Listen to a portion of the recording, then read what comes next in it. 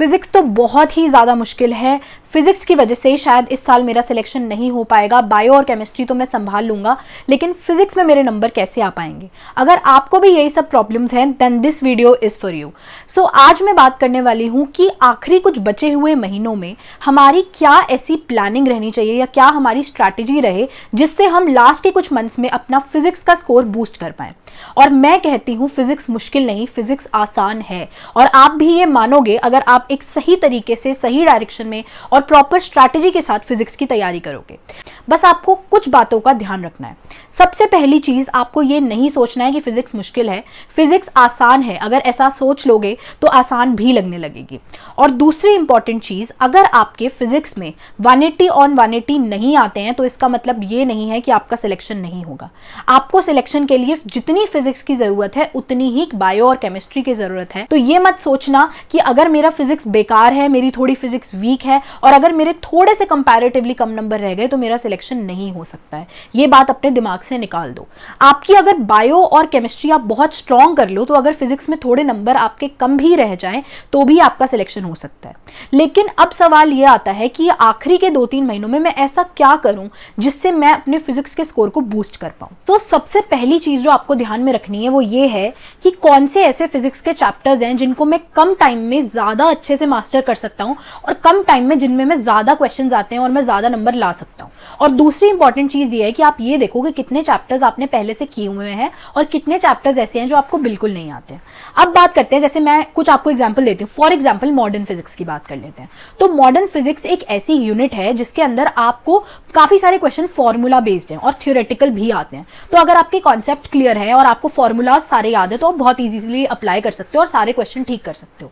तो एक आप ऐसे यूनिट से स्टार्ट करो जहां आपको पता है कि कम टाइम में आप ज्यादा अच्छे से क्वेश्चन सॉल्व भी कर पाओगे और आप नंबर भी ज्यादा ला पाओगे। तो जैसे आप स्टार्ट करने के लिए आप मॉडर्न फिजिक्स कर सकते हो 12th क्लास की। 11th क्लास में हीट वाली जो यूनिट है उसमें भी काफी सारे क्वेश्चन ऐसे हैं जो डायरेक्ट फॉर्मूला बेस्ड हैं, तो वो आपने कर लिया। उसके बाद आपको लग रहा है 12th में इलेक्ट्रोस्टैटिक्स और मैग्नेटिज्म जो है वो मैं अच्छे से कर सकता हूं, मैंने बोर्ड्स के लिए भी किया था, तो वो आपने पूरा करके खत्म कर लिया।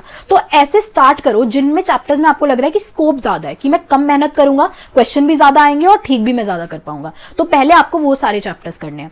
दूसरी इंपॉर्टेंट बात आपको जो ध्यान रखनी है वो ये है कि हमें नीट का पैटर्न देखना है कि नीट में कैसे क्वेश्चन पूछे जाते हैं। तो उसके लिए क्या जरूरी है कि हम PYQs को बहुत अच्छे से एनालाइज करें कि भाई मतलब पिछले साल में कैसा क्वेश्चन आया था, किस लेवल का क्वेश्चन था, क्या मैं बेसिक फॉर्मूला से अप्लाई करके कर पाऊंगा सॉल्व या नहीं। तो इसलिए जरूरी है कि हम ये देखें कि कैसे किस पैटर्न का क्वेश्चन नीट में आ रहा है। जैसे अगर आप देखो पिछले 2-3 साल का, तो आप ये रियलाइज करोगे कि बहुत सारे क्वेश्चन बिल्कुल बेसिक है, बिल्कुल फॉर्मूला बेस्ड है। तो इसका मतलब है कि फॉर्मूलाज आपकी टिप्स पे होना चाहिए। तो सबसे बड़ी बात जो आपको क्या करना है इन दिनों में कि एक बुक बनानी है, अगर आपने नहीं बनाई है तो, और उसके अंदर जितने भी फॉर्मूलाज हैं सारे उसमें लिखने ही लिखने हैं। जब आप लिखोगे तो आपको याद भी हो जाएंगे और उसको रेगुलरली रिवाइज करना है आपको। तो ये बुक आप दूसरा काम करोगे कि फॉर्मूला बुक अपनी बना लोगे।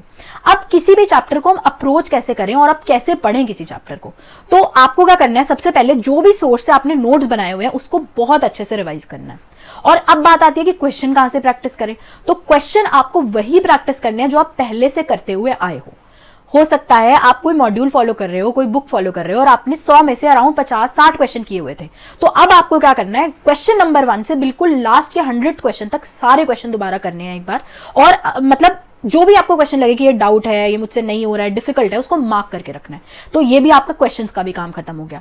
अब हमें क्या करना है, हमने थ्योरी अच्छे से पढ़ ली नोट से, हमने क्वेश्चंस कर लिए। अब आप कोई टेस्ट देके देख सकते हो, या तो आप 2-3 चैप्टर एक साथ करके कोई टेस्ट दे दो, या फिर अगर आपको लग रहा है कि एक-एक चैप्टर का आप टेस्ट देना चाहते हो, आप टेस्ट देके देख लो और ये देखो कि आप कितने क्वेश्चन खुद सॉल्व कर पा रहे हो। तो अब हमने सारी चीजें कवर कर ली, एक चैप्टर की थ्योरी पढ़ ली, क्वेश्चंस कर लिए, टेस्ट भी दे दिया और PYQs तो आपको करने ही करने हैं, वो तो मस्ट है। अगर आप इतना अच्छे से कर लोगे और फॉर्मूला आपने अपनी फॉर्मूला बुक में लिख ली है बहुत अच्छे से और याद है आपको, आपने एप्लीकेशन समझ ली, तो मैक्सिमम चैप्टर्स के क्वेश्चन आप बहुत आराम से कर पाओगे और आप बहुत ज्यादा इजीली 120 प्लस स्कोर कर सकते हो। तो सबसे पहले वेटेज देखो, ये देखो कौन से चैप्टर्स इंपॉर्टेंट है, उनमें अपना टाइम इन्वेस्ट करो।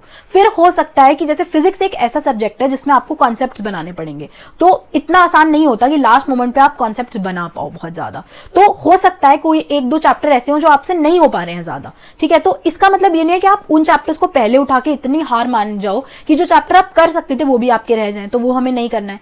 तो हो सकता है कोई एक दो चैप्टर्स ऐसे हों जिसमें आपको बहुत ही ज्यादा डिफिकल्टी आए, तो मैं आपको उसके लिए सजेस्ट करूंगी कि आप पहले तो ये चेक करो कि उस चैप्टर की वेटेज कितनी है, कि उसमें से कितने क्वेश्चन आते हैं। और अगर आपको लगता है वो चैप्टर थोड़ा इंपॉर्टेंट है, उसमें से क्वेश्चन आ रहे हैं, तो ट्राई करो कि आप कोई मतलब सोर्स ढूंढो, कहीं वीडियो देखो, यूट्यूब पे देखो, किसी टीचर से बात करो, फ्रेंड से बात करो और उसको समझने की ट्राई करो। और एटलीस्ट उस चैप्टर के आप फॉर्मूला सारे अच्छे से याद करो, उन फॉर्मूला की बेसिक एप्लीकेशंस आप सीखो और पीवाईक्यूज कर लो। अगर आप इतना भी कर लोगे ना तो आप बहुत काफी हद तक उस चैप्टर की सारी चीजें कवर कर चुके होगे। अब हो सकता है कोई क्वेश्चन मुश्किल आ जाए या कहीं से कोई डिफिकल्ट आ जाए, तो वो तो हो सकता है कि किसी कोई टॉपर भी ना सॉल्व कर पाए। तो इसलिए हमें ये सोच के नहीं घबराना कि मेरे जो 2 चैप्टर बचे हुए हैं जो मुझे सबसे डिफिकल्ट लगते हैं, मेरा ऑप्टिक्स जो बचा हुआ है उस वजह से आप अपनी सारी चीजें खराब कर लो। तो आपको बहुत सिंपल अप्रोच रखनी है, बहुत सिंपल तरीका रखना है कि सबसे ज्यादा जो वेटेज वाली चीजें हैं, जैसे मॉडर्न फिजिक्स हो गया, जैसे मैंने आपको हीट बताया, इलेक्ट्रिसिटी, मैग्नेटिज्म बताया, वो चीजें आप पहले कवर करके अपने नंबर सिक्योर कर लो। और फिर अगर आपके 2-3 चैप्टर कोई बचते हैं उनको आप इस तरीके से फॉलो कर सकते हो। सो ये बेस्ट मेथड रहेगा जो आप आखिरी के 3-4 महीनों में फॉलो करके अपने फिजिक्स के स्कोर को बूस्ट कर सकते हैं। और लास्ट में जैसे आप जो क्वेश्चन स्टार मार्क करके रखने वाले हो, जो क्वेश्चन आप हाईलाइट करके रखने वाले हो, जो पॉइंट आप मार्क करके रखने वाले हो, वो सारे क्वेश्चंस हम एक बार फिर से नीट से पहले रिवाइज कर सकते हो। तो अभी टाइम है, आप सारे क्वेश्चन दोबारा एक बार प्रैक्टिस करके देखो, ठीक है, पीवाईक्यूज अच्छे से करो, मार्क करके रखो हर चीज को। और कोई गलती अगर आपसे कोई टेस्ट में हो रही है, फुल सिलेबस टेस्ट दिया उसमें कोई गलती हो रही है, वो सब अपने नोट्स में ऐड करते जाओ, ताकि लास्ट में आपको सिर्फ अपने नोट्स रिवाइज करने हो, ताकि आपने जो क्वेश्चन हाईलाइट किए थे, मार्क किए थे, आप वो रिवाइज कर पाओ और साथ में जो भी आपने गलतियां वगैरह की थी वो आपके नोट्स में ही हो। सो आई होप आपको इस वीडियो से काफी हेल्प मिली हो। आपका जो ये कंफ्यूजन है, आपको जो ये लगता है कि फिजिक्स बहुत मुश्किल है, वो आपके लिए अब आसान हो जाएगी अगर आप प्रॉपर तरीके से मेहनत करोगे। And if you genuinely like this video then do subscribe to my YouTube channel. और अगर आपको फिजिक्स के नोट्स चाहिए, आपको लगता है हमारे पास नोट्स नहीं बने हुए हैं, तो 11th क्लास के कंप्लीट पीडीएफ जो मैंने नोट्स की यूज की थी वो सारी मैंने अपनी टेलीग्राम चैनल पर डाल चुकी हूँ ऑलरेडी। 12th के फिजिक्स के नोट्स मैं रोज एक चैप्टर करके डालती जा रही हूँ, आप वो भी वहां से डाउनलोड कर सकते हो। और मेहनत करते रहो, मैं हमेशा तुम लोगों के साथ हूँ और मैं आगे बायो और केमिस्ट्री की भी ऐसे ही वीडियोस बनाने वाली हूँ। सो और कोई भी आपको प्रॉब्लम हो तो आप जरूर कमेंट सेक्शन में मेंशन करो, मैं उस पर भी वीडियो बनाऊंगी। सो मेहनत करते रहो यार, अच्छे से पढ़ाई करो। अभी भी अगर अच्छे से मेहनत कर लोगे तो भी तुम बहुत अच्छा स्कोर नीट में ला सकते हो। So stay happy, stay healthy and study smart.